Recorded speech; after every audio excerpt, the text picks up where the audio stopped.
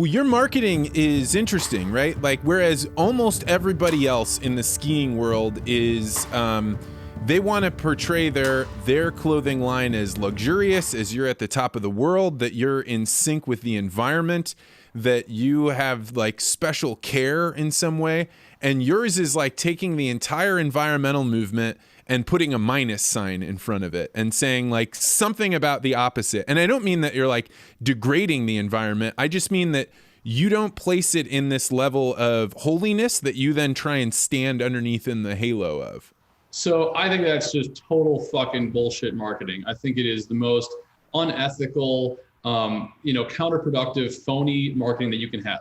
Creating clothing and outerwear is one of the worst things that you can ever do for the environment. If you want to do something good for the environment, you'd go to Goodwill, you'd buy a piece of shit onesie from the 80s that's used, and you'd wear that for the rest of your life. Buying clothing of any kind is just awful for the environment, especially when you are looking at like petroleum-based outerwear and all these coatings and fabrics, and it's just, plastic zippers and all this stuff. It is not good for the environment.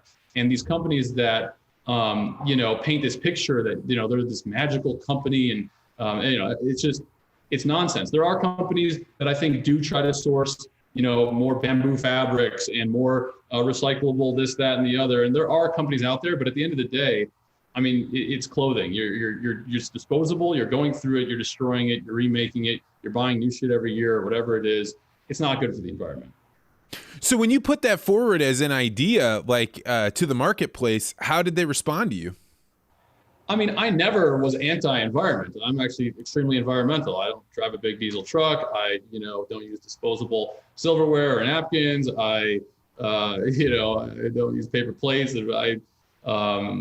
I've got, washable hand towels right here. I'm not using straws. I'm actually relatively environmentally conscious when it comes to my day-to-day life. I recycle and I try not to print a bunch of stuff and excess paper. And, I actually do think about this stuff probably more than most people.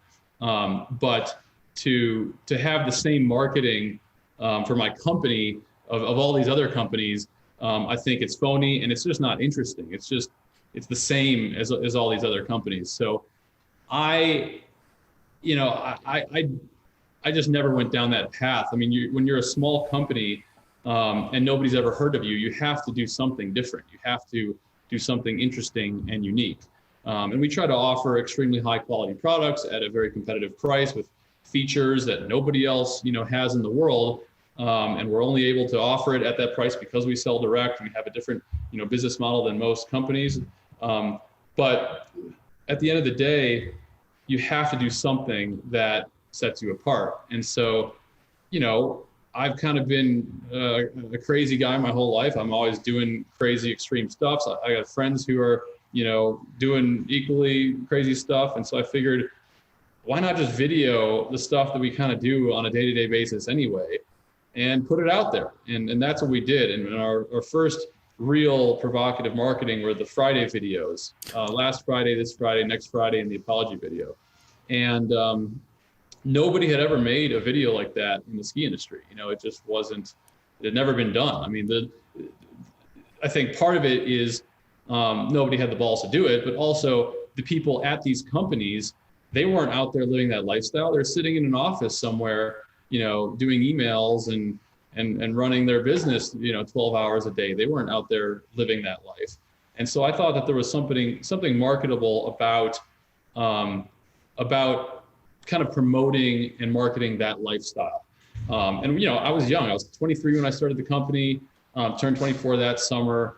And we were partying, we were doing drugs, we were, going all over the world. I was, getting my pilot's license, buying airplanes and going to, the Bahamas and renting houses and boats and doing, we were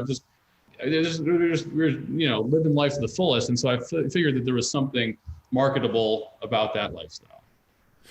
When you say that the people that were making the marketing decisions were really far away, I actually have this hypothesis that the world is actually run largely by college party girls that got done with partying in college and then took the safe job. And the only person that a chief executive or a marketing person knows that seems young and cool is this person that partied for a little while, and now all they do is they're on Instagram and they're telling you what's going on in their safe bubble. And so if you go to a corporation of any kind, no matter how much they want to change or how much they want to be connected, the farthest that they can see is as far as the girl that got a communications degree and partied her way through school.